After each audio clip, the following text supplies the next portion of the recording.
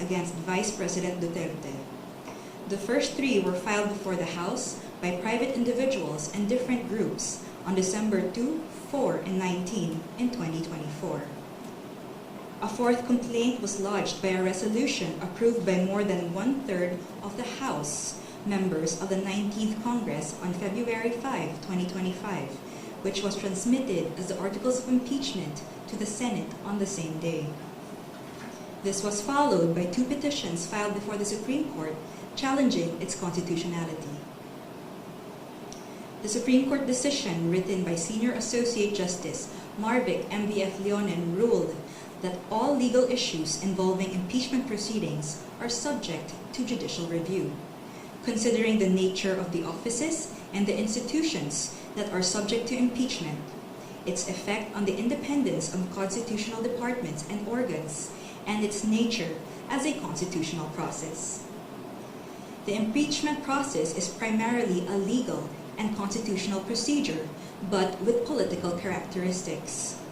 It may be sui generis, but it is not a purely political proceeding. This means that the Bill of Rights, especially the Due Process Clause and the right to speedy disposition of cases, applies to the entire impeachment process, it said. Although the court does not determine whether an impeachable officer may be removed or disqualified from political office, it emphasized that it has the duty to construe the process mandated in the Constitution. In declaring that the Articles of Impeachment were barred by the 1-year rule, the decision differentiated the first 3 complaints from the 4th complaint. The first 3, it said, were filed under Article 11, Section 3, Paragraph 2 of the Constitution, which allows any citizen to file a verified complaint with an endorsement by any House member. The 4th one was through Article 11, Section 3, Paragraph 4 of the Constitution, through a verified complaint or resolution filed by at least 1/3 of the House members. The court took note that the House and the 19th Congress did not act on the first 3 endorsed complaints, which were considered terminated or dismissed upon adjournment of the House. The 3 impeachment complaints were archived and therefore deemed terminated or dismissed on February 5, 2025. Therefore, no new impeachment complaint, if any, may be commenced earlier than February 6, 2026, the Supreme Court held. Under Article 11, Section 3, Paragraph 5 of the Constitution, no impeachment proceedings shall be initiated against the same official more than once within a period of 1 year. According to the decision, the 1-year bar is reckoned from the time an impeachment complaint is dismissed or is no longer viable. A key issue in the petitions is whether the House complied with the 10-session day requirement under the Constitution for including a verified impeachment complaint in the order of business of the House. The court ruled that the House was able to comply with the requirement by putting the 3 endorsed impeachment complaints in the order of business of the House of Representatives, since a session day is not equivalent to a calendar day. It is a period that starts from a call to order until the session is adjourned, regardless of the passage of time. However, the court reminded the House that Article 11, Section 3, Paragraph 2 of the Constitution clearly requires that a verified impeachment complaint be immediately put in the order of business within 10 session days from its endorsement. The Constitution does not grant either the Secretary General or the Speaker of the House any discretion to determine when this period commences. Consequently, the House of Representatives is not granted any discretion except to refer these matters to the proper committee within 3 session days. However, the House may opt to consolidate all impeachment complaints properly commenced and endorsed within these periods. The court also determined that due process applies to the impeachment process. It laid down the following due process requirements in impeachment proceedings. First, the Articles of Impeachment or resolution must include evidence when shared with the House members especially those who are considering its endorsement. Second, the evidence should be sufficient to prove the charges in the Articles of Impeachment. Third, the Articles of Impeachment and the supporting evidence should be available to all members of the House of Representatives, not only to those who are being considered to endorse. Fourth, the respondent in the impeachment complaint should have been given a chance to be heard on the Articles of Impeachment and the supporting evidence to prove the charges prior to its transmittal to the Senate, despite the number of endorsements from House members. The House of Representatives must be given reasonable time to reach their independent decision of whether they will endorse an impeachment complaint. The court, however, has the power to review whether this period is sufficient, but petitioner, who invokes the court's power to review, should prove that officials failed to perform their duties properly. Sixth, the basis of any charge must be for impeachable acts or omissions committed in relation to their office and during the current term of the impeachable officer. For the President and Vice President, these acts must be sufficiently grave, amounting to the crimes described in Article 11, Section 2, or a betrayal of public trust given by the majority of the electorate. For the other impeachable officers, the act must be sufficiently grave that they undermine and outweigh the respect for their constitutional independence and autonomy. And seventh, to ensure that respondent in the impeachment complaint is heard under the requirements of due process in the procedure under Article 11, Section 3, Paragraph 4, the House of Representatives is required to A. Provide a copy of the Articles of Impeachment and its accompanying evidence to the respondent to give him or her an opportunity to respond within a reasonable period to be determined by the House rules. The Constitution only requires an opportunity to be heard. It is up to the respondent to waive this fundamental right and opt to present his or her evidence at the Senate trial. And B. Make the Articles of Impeachment with its accompanying evidence and the comment of the respondent available to all members of the House of Representatives. It is the House, not 1/3 of the House, that has the sole prerogative to initiate impeachment complaints. Thus, there must be some modicum of deliberations so that each member representing their constituents can be heard and thus convince others of their position. The transmittal will only take place upon the qualified vote of 1/3 of the House. We quote from the final note of the unanimous decision. It is not our duty to favor any political result. Ours is to ensure that politics are framed within the rule of just law. We cannot concede the sobriety of fairness inherent in due process of law to the passions of a political moment.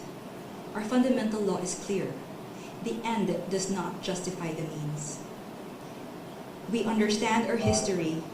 We have learned that in the past, momentary desires to do what is convenient and concede means to ends have inadvertently created precedents that weaken the succor of law for those who dissent, or those at our society's margins, or those who may have fallen out of grace from the powers that be.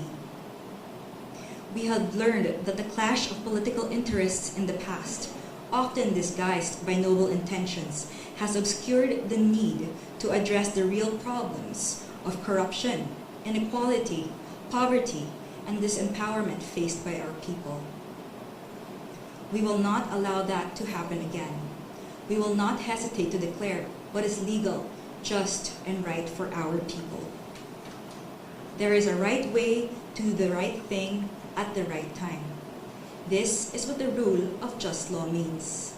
This is what fairness or due process of law means, even for impeachment. End of quote. The Supreme Court's ruling is immediately executory. It shall be deemed served on the petitioners and released upon publication in the Supreme Court website and receipt of the parties of their digital copy in accordance with the guidelines on the transition to electronic filing in the Supreme Court. We urge everyone to read the full text of the decision and the concurring opinions. Thank you very much. Hi, Attorney. Mauna na ako. Adrian Ayalin po, ABS-CBN. So, sa madaling sabi, wala pong magaganap na impeachment trial ngayon. Hindi pwedeng mag-hold ng impeachment trial ang Senado.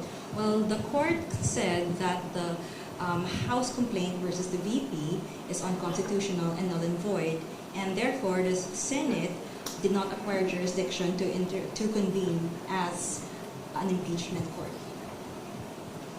Hanggang until February 6, 2026 na hindi pwede.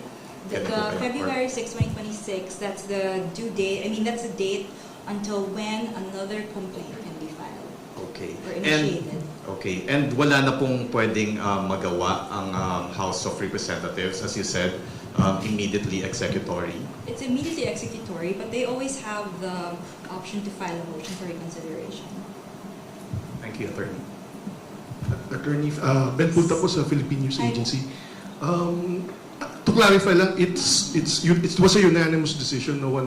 There was no division among the justices of no It rule. is a unanimous decision, although there were 2 justices who did not vote.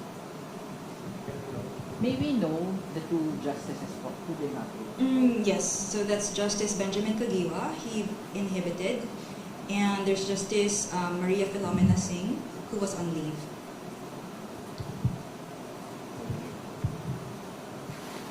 Hi ma'am, Salima Refrano of GMA.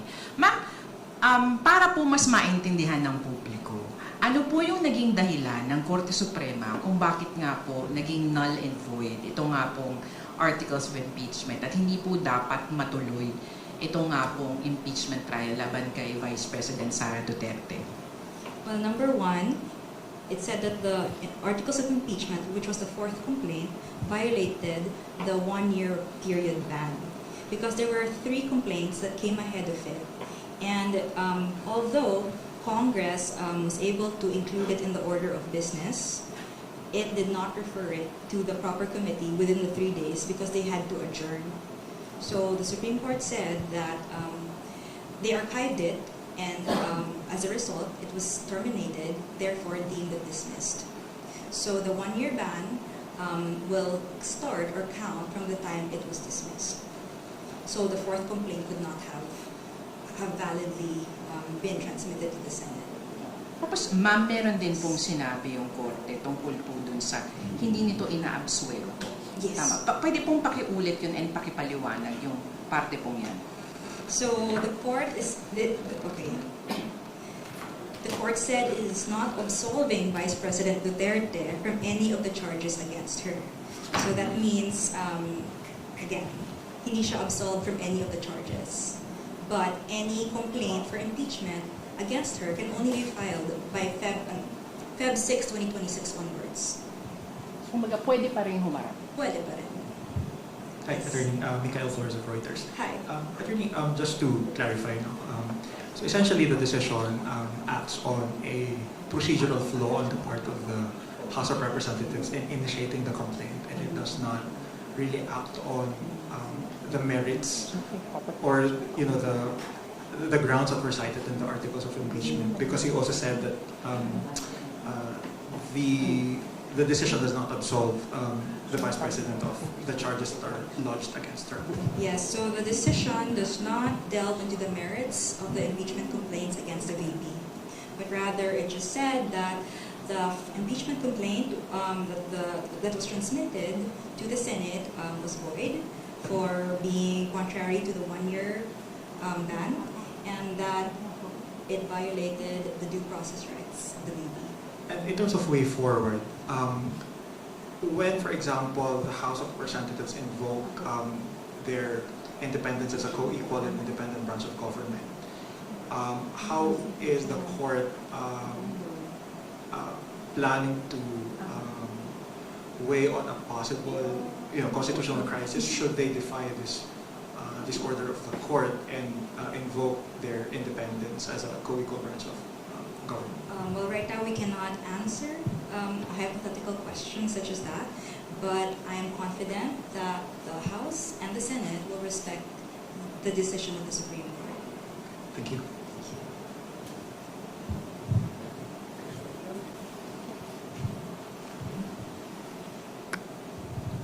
Yeah. indulgence po sa tanong ko. Pag ganun ba, ma'am, there was a grave abuse of discretion on the part of the Congress, which is a co-equal branch of the Supreme Court of the Judicial branch. Yes, so under the 1987 Constitution, the Supreme Court was granted the authority to determine whether there is grave abuse of discretion in any part of the government, including co-equal branches.